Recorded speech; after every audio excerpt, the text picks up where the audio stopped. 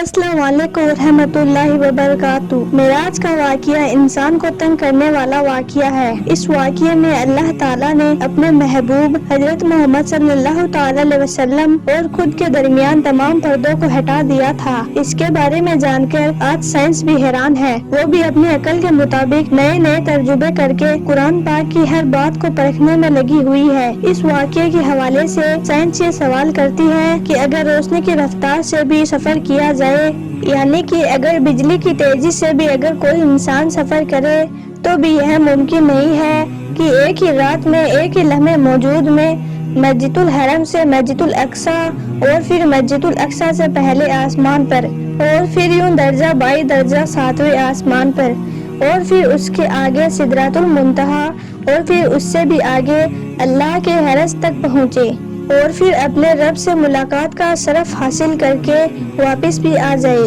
यह स्पीड तो रोशनी की रफ्तार से भी मुमकिन नहीं है। तो अब सवाल यह पैदा होता है कि फिर अल्लाह के प्यारे नबी ने यह मेराज का सफर यानी कि पूरी कायनात का सफर एक ही रात में पूरा कैसे किया। आज की मॉडर्न साइंस इस वाक़ये को लेकर नए नए परीक्षण कर रही है।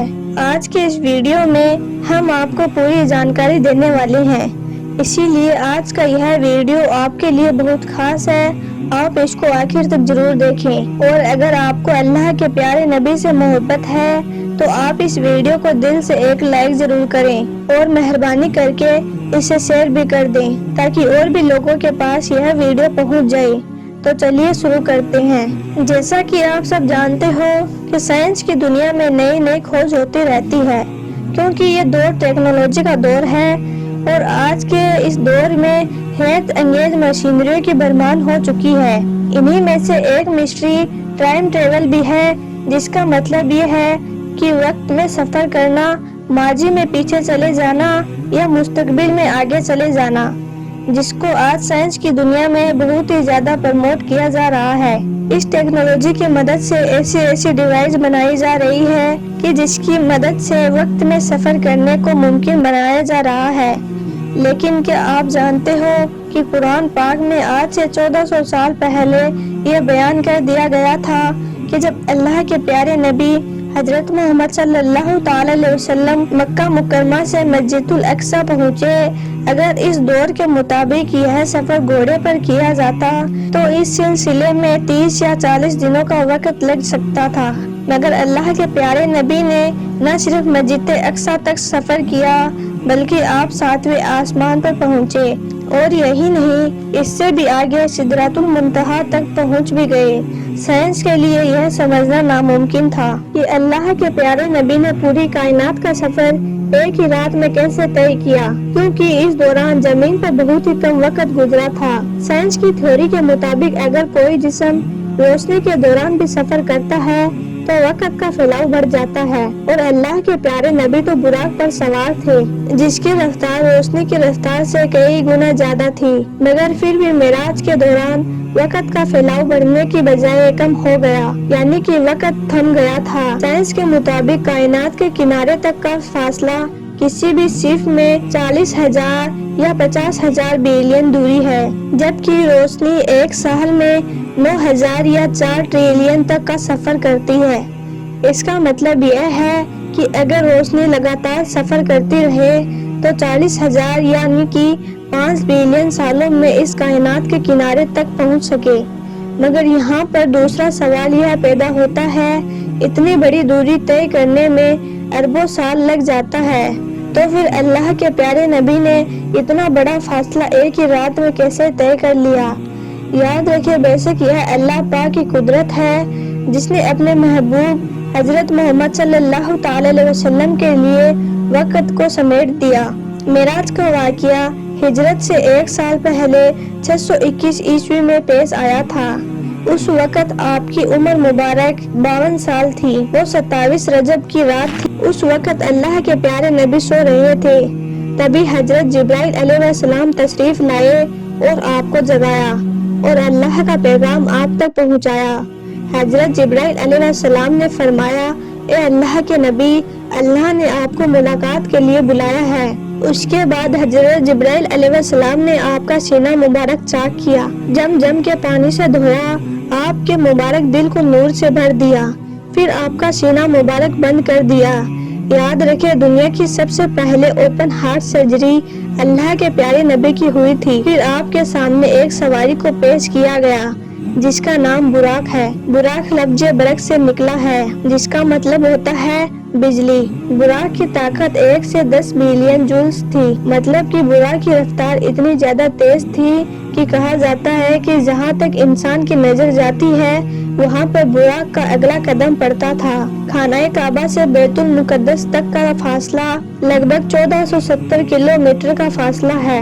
براق کی رفتار روشنی کی رفتار سے بھی تیز تھی، اسی لیے یہ فاصلہ سیکنڈ کی 1000ویں حصے میں طے ہو گیا۔ پھر جس جگہ پر انبیاء علیہ السلام کی سواریوں کو باندھا جاتا ہے وہاں پر براق کو باندھ دیا۔ پھر حضرت جبرائیل علیہ السلام نے آسمان کا دروازہ کھٹکھٹایا۔ پوچھا گیا کہ کون ہو؟ تو کہا گیا میں جبرائیل۔ پوچھا گیا آپ کے ساتھ میں کون ہے؟ تو کہا گیا کہ محمد صلی اللہ تعالی علیہ وسلم۔ تو پوچھا گیا کہ ان کو بلایا گیا ہے؟ تو کہا گیا ان کو بلایا گیا ہے۔ پھر اللہ کے پیارے نبی فرماتے ہیں کہ ہمارے لیے آسمان کا دروازہ کھول دیا گیا، وہاں پر ہم نے نماز ادا کی اور پھر ہم آسمان کے جانب روانہ ہو گئے۔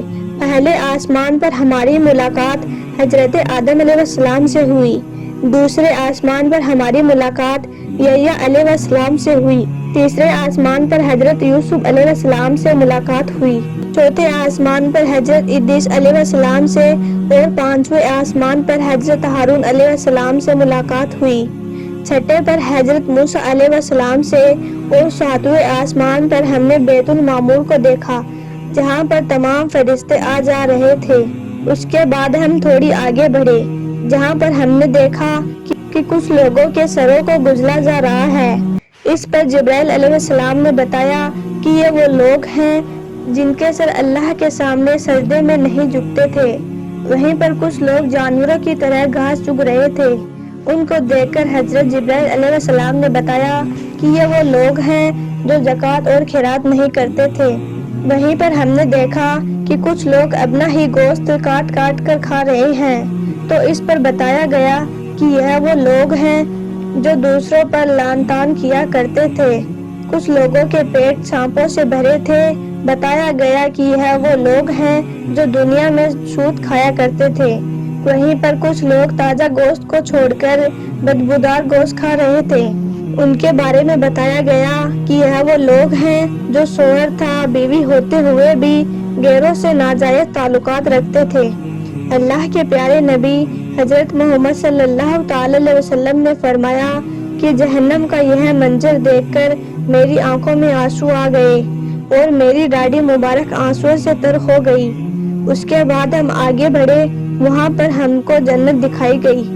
ہم نے دیکھا کہ اللہ نے اپنے نیک بندوں کے لیے ایسی ایسی نعمتیں تیار کر رکھی ہیں کہ جس کو کوئی انسان نہیں اپنی آنکھوں سے دیکھا ہے اور نہ ہی اپنے کانوں سے سنا ہے اور نہ ہی ان کا کبھی گمان کیا ہے۔ اس کے بعد ہم آگے بڑھے، اب ہمارے سامنے اللہ کا دربار تھا۔ آپ رسول اللہ صلی اللہ تعالی علیہ وسلم کو اللہ سے ہم کلامی کا شرف حاصل کیا گیا۔ اس وقت روزانہ 5 وقت کی نماز فرض کی گئی۔ اس کے بعد جب ہم واپس آ رہے تھے تو راستے میں حضرت موسیٰ علیہ السلام سے ملاقات ہوئی، تو حضرت موسیٰ علیہ السلام نے کہا کہ آپ کی امت 5 وقت کی نمازوں کی پابندی بھی نہیں کر سکے گی۔ تو یہ سن کر اللہ کے پیارے نبی واپس اللہ کی بارگاہ میں پہنچے اور پھر اس طرح سے 5 وقت کی نماز فرض کروائی گئی، مگر ساتھ ہی اللہ نے ان 5 وقت کی نماز پر بھی 50 وقت کی نماز پڑھنے جیتا ثواب دیا۔ پھر اللہ کے پیارے نبی اسی براق پر سوار ہو کے مکہ واپس پہنچے۔ روایتوں میں ملتا ہے کہ جب اللہ کے پیارے نبی واپس آئے تو بستر مبارک ابھی گرم تھا، دروازے کی کنڈی ہل رہی تھی، وضو کا پانی بھی بہہ رہا تھا، یعنی کہ اتنے کم وقت میں بھی اللہ کے پیارے نبی اتنا لمبا سفر کر کے واپس آ گئے، اور اس طرح آپ کا یہ معراج کا سفر ممکن ہوا۔ آج سائنس بھی اس بات کو مان چکی ہے، ایسا ممکن ہے کہ ہماری اس دنیا میں تو بہت ہی کم وقت گزرے اور کائنات کا کسی اور حصے میں کئی سال گزر جائے۔ جیسا کہ معراج کے واقعے میں ہوا، اور اللہ کی کائنات کو کوئی نہیں جان سکتا۔ اس کے بارے میں صرف اللہ پاک کی ذات ہی جانتی ہے کہ یہ سفر کیسے ممکن ہو سکتا ہے۔ معراج کا واقعہ اللہ کے پیارے نبی کا سب سے بڑا معجزہ ہے۔ معراج کے سفر کے دوران میں آپ نے پوری کائنات بھی سیر کی، آپ نے اللہ تعالیٰ سے ملاقات بھی کی اور جنت اور جہنم کا مشاہدہ بھی کیا۔ آپ نے تمام انبیاء اور تمام رسول اللہ سے ملاقات بھی کی۔ اس مبارک سفر کے بارے میں اللہ کے پیارے نبی نے فرمایا ہے کہ معراج کے سفر سے پہلے حضرت جبرائیل علیہ السلام میرے پاس آئے، میرا سینہ چاک کیا اور اس میں سفر کی طاقت عطا کی۔ یاد رکھیں، براق اور معراج کے اس واقعے کا ذکر حدیث اور سیرت کی کتابوں میں موجود ہے، اور آج تو سائنس بھی اس بات کو مان چکی ہے کہ ایسا ہونا ممکن ہے، لیکن پھر بھی آج بہت سے ناسمجھ لوگ اس واقعے کو سمجھ نہیں پا رہے ہیں۔ اب لوگ اس واقعے کو لے کر کیا سوچتے ہیں، اس میں کوئی فرق نہیں پڑتا ہے، لیکن ایک مسلمان کا معراج کے واقعے پر یقین رکھنا فرض اولی ہے، یعنی کہ ضروری ہے، اور جو شخص اس معراج کے واقعے پر بھروسہ نہیں رکھتا ہے تو سمجھ لو وہ اللہ کے پیارے نبی پر سے اپنا بھروسہ کھو چکا ہے۔